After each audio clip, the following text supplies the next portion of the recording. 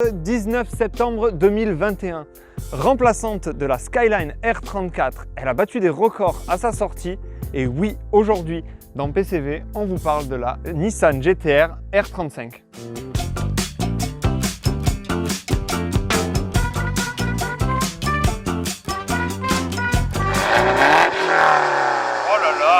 Bon, qu'est-ce qu'on a à dire sur cette petite voiture? On va parler du moteur pour commencer. Vas-y, viens là, on va ouvrir ce petit capot de fou furieux. Déjà, petit détail, j'adore la poignée. C'est génial, je trouve que c'est bien ergonomique. Genre, tu dois pousser ici, choper et tirer. C'est vachement ergonomique, l'intérieur est incroyable. Bon, c'est une voiture qui vient du circuit de Lédenon, donc il y a les caméras, il y a un peu tout le bordel. Petite particularité qui m'a aussi fait rire. Alors, donc le siège réglable en électrique comme ça, et surtout en avant, comme ça, et en arrière. Comme ça. Je savais pas ça, je l'ai pas vu tout à l'heure quand je l'ai conduit. Regarde. C'est nimp. Hop, ouvrons le capot, on va voir ça. Pareil, il n'y a pas de montant sur les vitres, ça c'est bien ça aussi. Il est où ce petit V6 Particularité, voiture à 100 000 balles, mais par contre, il n'y a pas de putain de vérin. C'est normal cette histoire, j'ai une voiture à 2000 €, il y a des vérins quoi. Du coup, V6 3,8 litres fait à la main. Bien sûr, c'est incroyable ces moteurs. Là c'est la phase 5, donc c'est le 570 chevaux, construit à la main par des Takumi, donc c'est des génies de la mécanique japonais. Ces Takumi, quand ils ont fini, d'ailleurs là je remercie monsieur Tetsushi Matsumoto, donc qui a ingénié le moteur en posant sa petite plaque ici. On va dire qu'il n'y a pas énormément de voitures qui peuvent se vanter d'avoir une plaque au nom de la personne qui a assemblé le moteur. Voilà, le design est incroyable.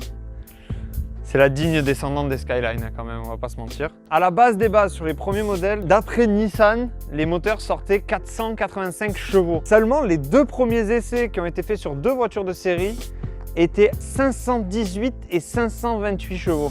Donc, on va dire que c'est à peu près 485 chevaux. Il y a quand même 40 chevaux de plus quoi, de base, donc c'est un peu autre chose quoi. Donc le tout premier modèle faisait le 0 à 100 en 3 secondes 3 en 2007. En 2007, ça faisait 2 ans que la Bugatti Veyron était sortie et la Bugatti Veyron faisait le 0 à 100 en 2 secondes 9. Pour une voiture qui vaut 10 fois plus cher, ça fait cher payer les 4 centièmes au 0 à 100 alors que pour 100 000 €, on pouvait avoir ça en 2007 qui tapait déjà bien 340 km/h. Les nouveaux modèles, c'est 570 chevaux pour le modèle de base et 600 chevaux pour le modèle le plus vénère, donc la Nismo. Elle a tombé le 0 à 100 en 2 secondes 8, donc mieux qu'une Bugatti Veyron. À mon avis, elle se fait torcher par la suite, mais ça, c'est encore autre chose. À l'heure actuelle, c'est encore la 4 places la plus rapide du Nürburgring, devant la Lexus LFA, devant la AMG GT-R, et surtout, elle est devant une R1. C'est vraiment pas mal, parce que la R1, ça fait quand même 200 chevaux. C'est la moto la plus rapide du Nord, la R1, il me semble. Peut-être qu'il y a eu la H2R entre temps, mais la H2R, elle doit être au-dessus de ça, vu les performances de la H2R. À l'heure actuelle, je crois pas qu'il est plus rapide pour emmener tes enfants à l'école que ça. T'as vu la taille des pots aussi? J'ai juste envie de te faire chier. Dis-moi. Tu nous montres l'intérieur de la trapèze? Je sais pas comment on ouvre cette merde, mais t'es sérieux toi? Attends, il faut la clé. J'y ai même pas pensé. Comment on ouvre cette merde? Ouais, voilà notre professionnel automobile qui est en train de chercher comment on ouvre une Attends, déjà je viens de trouver un bouton qui m'a fait marrer. Et ça marche pas parce qu'il n'y a pas la clé. Parce que la voiture est ouverte à tous les coups. Regarde, c'est pour rabattre les rétros. D'accord. Ouais, je trouve que le bouton fait vachement cheap pour le prix de la bagnole. Mais mec, il y a des boutons qui viennent d'une Micra 100% ou d'un Qashqai. Mais je sais pas comment on ouvre la trappe à essence. Après par contre, on va dire que tu peux amener tes enfants à l'école. Genre ton collègue en école de commerce qui fait 2,15 m, tu le mets pas derrière quoi. Genre on va dire que la place, c'est pas ça. Du coup c'est une 4 places, et pas une 5. Du coup, je sais pas comment on ouvre cette trappe à essence. Est-ce que... On est sur une voiture à 100 000 balles et pour ouvrir la trappe à essence, tu fais ça. Bon après, ben non, même pas. Oh là là. Bon après, bon voilà, quand elle est fermée, il y a quand même le vérin sûrement. Regarde, par contre, il y a le petit Nissan Brembo sur les freins. T'approches pas trop, les freins ils sont chauds. Sur les premiers modèles de la Nissan GT-R, on pouvait mettre une clé USB, aller tourner sur un circuit de notre choix, mais qui était disponible dans Gran Turismo. Et ensuite rentrer chez soi, prendre cette clé USB, la mettre sur sa PS3 et tourner sur le même circuit avec le fantôme de ta propre GT-R et de ton propre temps qui tournait sur le circuit. Donc c'était plutôt pas mal. Donc du coup, je sais pas si ça se fait encore sur Gran Turismo Sport. Faudrait vérifier, à vérifier. Au pire, mettez-le en commentaire si vous l'avez trouvé. Donc voilà, je crois que j'ai plus ou moins tout dit pour la GT-R. Du coup, on va aller faire un petit tour. Allez, c'est parti. Alors, petite info, vous allez sûrement voir mes tours sur circuit donc avec la Nissan GT-R. Je ne mettrai pas de son parce que j'étais avec un moniteur. De toute façon, j'étais un peu stressé ce jour-là. C'était ma première fois sur circuit et avec une voiture donc du coup qui est quand même assez incroyable pour le coup. Donc je vous mettrai un peu de musique et quelques extraits de mes tours sur circuit. Hormis ça, on va passer vite aux apparitions du véhicule dans la pop culture. Bon visionnage, merci beaucoup.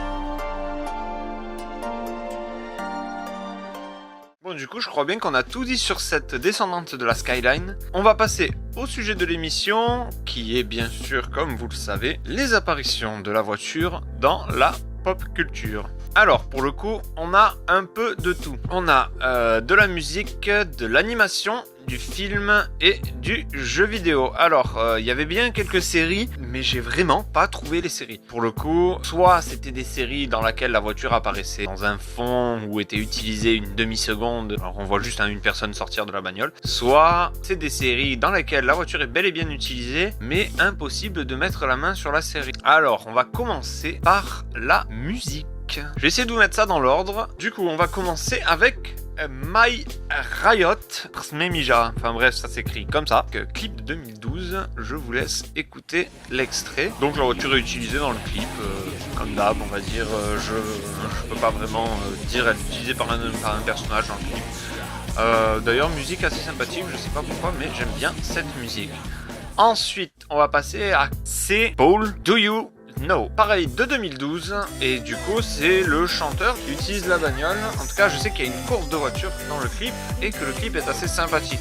La musique plaira aux clubbers, moi c'est pas trop mon style de musique personnellement. Alors nous avons Ilian Dup The Million. La voiture est surtout en fond, mais la musique c'est vraiment pas mon style. Prochaine musique. Alors là, niveau du titre, on est quand même sur quelque chose d'un peu à rallonge. Le titre c'est Karma, et les personnes qui interprètent cette musique c'est Mare Stamborija, Dara Bubamara et Jedika. Voilà. Donc musique Karma de 2016. Pareil, une musique que j'écoute pas du tout et que ce n'est vraiment pas mon style de musique. Si je dis pas de conneries, c'est bulgare. La voiture est bien utilisée par Dara Bubamara dans le clip. Donc pour le coup, le clip est quand même assez bien travaillé, mais c'est vraiment pas le genre de musique que je dis que j'apprécie. Alors là, on va passer sur la dernière musique de cette voiture, qui est une musique japonaise. Du coup, ça tombe bien, c'est une voiture japonaise, il fallait bien qu'il y en ait une. Donc, la musique est interprétée par Nogizaka 46, Gomen Finger Crossed. C'est une musique de 2021 et du coup, il y a une course. Le clip se déroule sur une course et une des chanteuses utilise une Nissan GT-R de toute beauté. Celle-là, musique, j'aime bien. C'est de la J-pop et elle est vraiment sympathique. Maintenant, nous allons passer à l'animation. Alors, on a deux animés. On a Asobi ni Iku Yo. C'est une série d'animation sortie entre 2010 et 2011. Ça se passe sur l'île d'Okinawa et c'est un adolescent qui est nommé Kyo Kakazu qui se rend à un hommage funéraire de son grand-père quand il croise plusieurs jeunes femmes avec des oreilles de chat et des combinaisons assez bizarres. Après s'être évanoui, il se réveille près de l'une d'elles qui est nommée Ellie. Elle lui explique qu'elle est une extraterrestre venant de la planète Katia et venue sur Terre pour s'amuser. sûrement pour jouer comme un chat. Mais du coup, vite, elle est recherchée par des agents gouvernementaux. Donc on suivra sûrement les péripéties de cette personne. L'anime, je ne le connaissais pas et ça m'a l'air assez drôle. Sinon, la voiture apparaît dans une courte scène de l'épisode 7. Si je dis pas de conneries, elle se fait transformer en cabriolet. Du coup, c'était assez marrant et c'est pour ça que j'ai parlé de cet animé. Alors, un animé que je ne connaissais pas, mais que je pense que je vais aller y jeter un petit coup d'œil parce que ça avait l'air assez what the fuck. Ça s'appelle Shosoku Henkai Girozeter. Je suis pas sûr de la prononciation. C'est une série d'animation sortie entre 2012 et 2013. C'est une adaptation de jeu vidéo d'arcade mêlant des courses de voitures et des combats de robots. Donc déjà, le jeu peut être assez sympa. On peut dire que l'animé est un mélange entre Beyblade et Transformers, un peu de Gundam aussi, vu que c'est littéralement les voitures qui se transforment en robots et que du coup, elles sont contrôlées par les personnes, contrairement à Transformers, qui sont des extraterrestres qui se transforment en voitures. Sinon, la GTR est conduite au début de la série par le professeur, les gamins qui sont engagés dans ces combats de robots, puis par un des pilotes de mecha, car oui, la Nissan GTR se transforme en mecha dans cet animé. C'est pour ça que je veux aller voir ce genre d'animé qui a l'air assez marrant. Je peux pas forcément vous conseiller un de ces deux animés pour l'instant, même si je pense que le premier est plutôt porté sur l'humour et le deuxième plutôt sur, comme je vous disais, c'est un truc à la Beyblade, donc ça va être un dessin animé assez pour enfants, typé Yu-Gi-Oh! Ou Beyblade. Ça peut être assez drôle d'aller regarder, puis il peut y avoir des combats assez sympathiques. On va passer au film. 5 petits films. Je vais vous le faire dans l'ordre aussi, mais je vais me débarrasser du premier, Fast Drive. En anglais, c'est 200 mph. Donc c'est un film de 2011, c'est un sous Fast and Furious qui traite de la vengeance. Le personnage principal a vu son frère mourir dans une course de rue et du coup veut se venger du pilote contre qui il a couru, même si c'est pas forcément la faute. Au passage, c'est quand même un bon gros connard, le pilote en question. Sinon, la voiture est du coup utilisée par ce dit pilote qui est l'antagoniste du film et on la voit à plusieurs reprises dans le film. Le film est vraiment pas ouf. Il y a quand même des passages en CGI qui sont vraiment nuls. Vous verrez ça, je devrais en mettre un ou deux, mais je sais pas si c'est le fait que ça a mal vieilli ou c'est juste qu'à l'époque il n'avait pas de budget, mais sincèrement, la CGI est dégueulasse. Passons au prochain film. Le film s'appelle The Canyon, c'est un film de 2013. C'est un thriller qui se passe à Hollywood, qui traite d'une jalousie et de la perversité dans le milieu bling bling. C'est un film qui parle beaucoup du monde hollywoodien avec du coup des producteurs et des acteurs qui sont jaloux de leurs femmes et de la perversité parce que c'est dit producteurs et acteurs jouent à beaucoup de jeux sexuels. Je déconseille ce film aux enfants car il peut être assez choquant. Sinon, la GTR appartient à un des personnages principaux. Je vous en dis pas plus parce que j'ai un minimum apprécié ce film. Il est pas ouf, mais j'ai un minimum apprécié. Je peux que vous conseiller d'aller le voir si vous aimez les thrillers de drame. À partir de là, on va partir sur des gros films. Le premier, je l'apprécie assez, c'est un film de science-fiction, Elysium, film de 2013. C'est une dystopie qui se passe en 2154, si je vous dis pas de conneries, où en fait les personnes les plus riches ont quitté la Terre pour vivre sur l'Elysium, qui est une station spatiale, et laissant la population la plus pauvre vivre sur une Terre surpeuplée, où crime et violence sont un quotidien. Le film est sympathique, c'est pas non plus le film de l'année 2013, mais il est vraiment sympathique pour le coup. Matt Damon joue plutôt pas mal et il y a quand même quelques bons acteurs. Ah oui, sinon le film a été réalisé par celui qui a fait District 9. District 9 est un bon film, donc si vous avez aimé District 9, je vous conseille d'aller voir Elysium si jamais vous ne l'avez pas vu. Voilà. La voiture est plutôt utilisée dans une traque pour capturer un de ces riches qui, au passage, je vous mettrai l'extrait, vole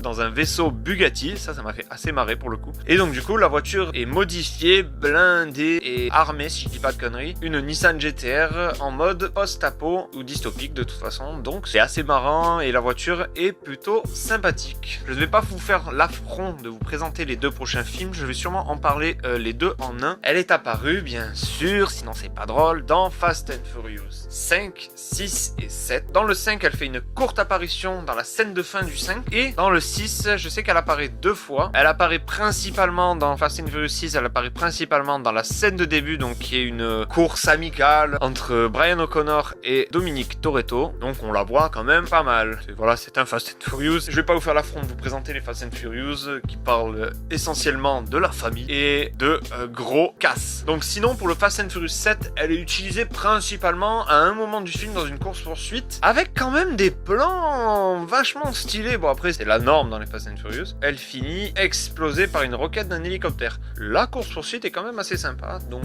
je peux que vous conseiller si vous aimez les... De toute façon, si vous aimez les Fast and Furious, vous les aurez déjà vus. Je crois qu'on a tout dit pour les films on va passer à mon sujet préféré, les jeux vidéo. Ouais!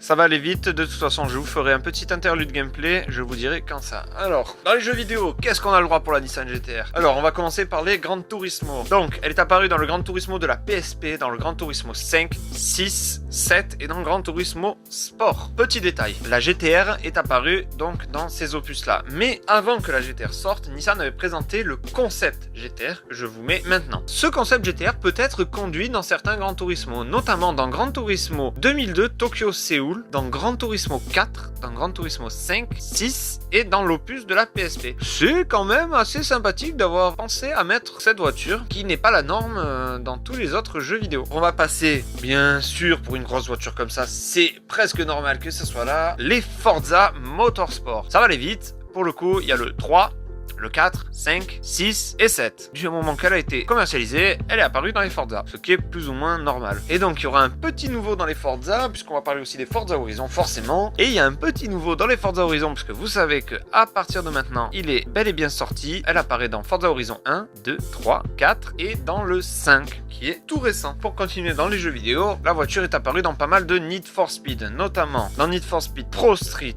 dans le Undercover, le Shift 1 et 2, dans The Run, le Nitro de la DS et le Nitro de la Wii, dans le Need for Speed World, le Hot Pursuit, le Rivals, le No Limit, le Edge, le Most Wanted de 2012, le Need for Speed de 2015, le Payback et le Hits. Ça sera tout. Ça fait quand même beaucoup. Après, c'est une voiture qui est vachement appréciée dans le milieu du tuning, donc ça m'étonne même pas qu'elle soit sortie dans les Need for Speed. Elle est apparue effectivement aussi dans pas mal d'autres jeux, effectivement. Enfin, après, c'est une voiture qui est quand même assez populaire. Elle est apparue dans les Asphalt, dans le Asphalt Injection, dans Asphalt 4 Elite Racing, dans Asphalt 5, dans Asphalt 6 Adrenaline, dans le 7 Hits, dans le 8 Airborne, dans le Nitro, dans le Street Storm Racing, dans le Nitro 2 et dans le 9 Legend. Ça aussi, ça fait beaucoup. On a eu droit à des jeux Fast and Furious aussi, bien sûr, dans lesquels elle apparaît. Bon, après, les jeux Fast and Furious sont pas très bien réputés, mais bon, ça m'a fait marrer, du coup, je les ai quand même tous mis. Alors, donc, il y a le Fast and Furious Takedown, le Supercar, le Legacy, le Fast and Furious 6 The Game, le Fast 5 The Movie. Ensuite, on a eu droit au Ridge Racer dans le Unbound, dans le Ridge Racer 3D, dans le Ridge Racer Slipstream et dans Ridge Racer 7. Ensuite, nous avons Test Drive Unlimited 2, dans le Grid 2, dans les The Crew 1 et 2, dans Drive Club, dans RR Race Room Racing Experience. On en a déjà parlé de celui-là dans la vidéo de la 308 GTI. Donc à partir de là, je vais vous mettre un petit interlude gameplay.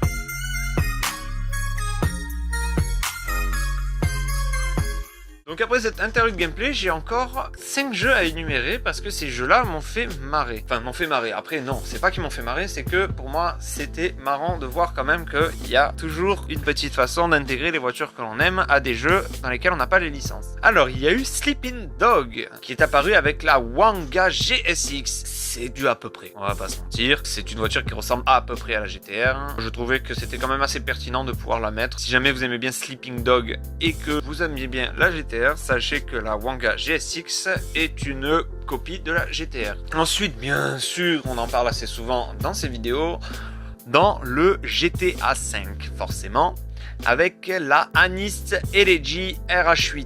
C'est pareil, c'est une voiture qui est plutôt plus ressemblante que vraiment une Nissan GT-R, mais dans les GTA, on commence à être habitué. Voilà pour vous, je pose ça là. Si vous aimez cette voiture, je peux que vous conseiller d'essayer de la voler. Les deux derniers jeux, sinon, Taxi Sim 2020, petit jeu arcade taxi dans lequel il faut surtout ramasser les pièces et livrer les clients en temps et en heure. Là, pour le coup, c'est une vraie Nissan GT-R qui apparaît dedans, mais je m'attendais pas à avoir un jeu comme ça dans lequel la Nissan pouvait y être. Alors, j'ai pas réussi à avoir de gameplay pour ce jeu parce que y a personne qui a vraiment enregistré de gameplay. C'est un jeu mobile, il s'appelle Faily Break. C'est un jeu de crash dans lequel en fait votre voiture n'a plus de frein et du coup il faut aller le plus loin possible avec cette 10 voitures. On peut débloquer une Nissan GT-R cabriolet. Je vous mettrai une image parce que du coup j'ai réussi à avoir une image mais j'ai pas réussi à avoir de gameplay. Sachant que la voiture n'existe pas en cabriolet, ça ne peut qu'être marrant. Ma conclusion sur cette voiture, c'est que c'est quand même une voiture qui a pas mal marqué les esprits tant au niveau record que au niveau pop culture. Elle est quand même pas mal apparue dans beaucoup de films et dans beaucoup de séries, comme d'habitude dans énormément de jeux vidéo. Personnellement, c'est une voiture qui est incroyable. Pour l'avoir conduite sur circuit, c'est une voiture qui est vraiment souple et pour moi, tout amateur de voiture doit essayer de l'avoir conduite au moins une fois dans sa vie. C'est vraiment quelque chose. Pour le coup, cette voiture est vraiment incroyable et mérite le titre de 4 places la plus rapide du Nerd. Je ne vois pas quoi dire de plus à part que Nissan arrive toujours à nous impressionner avec leur GT-R. Donc la voiture nous a été prêtée par le circuit de Lédenon. Je les remercie fortement de nous avoir accueillis, de nous avoir laissé la voiture en plan fixe parce que c'est une voiture qui est en stage de pilotage. Donc forcément, elle est utilisée. Là, il va sûrement y avoir des personnes qui vont la conduire cet après-midi. Le circuit de Lédenon, il y aura tout ce qu'il faut dans la description. Comme ça, au moins, si jamais vous voulez aller voir, faire un stage ou autre, vous pouvez, il y a ce qu'il faut. Et donc du coup, eh ben, on va dire au revoir à cette GT-R et merci d'avoir regardé la vidéo. N'oubliez pas Instagram qui est très important. On a toutes les avant-premières de chaque vidéo sur Instagram. Et merci, et comme dirait un grand homme, Ciao, bonsoir.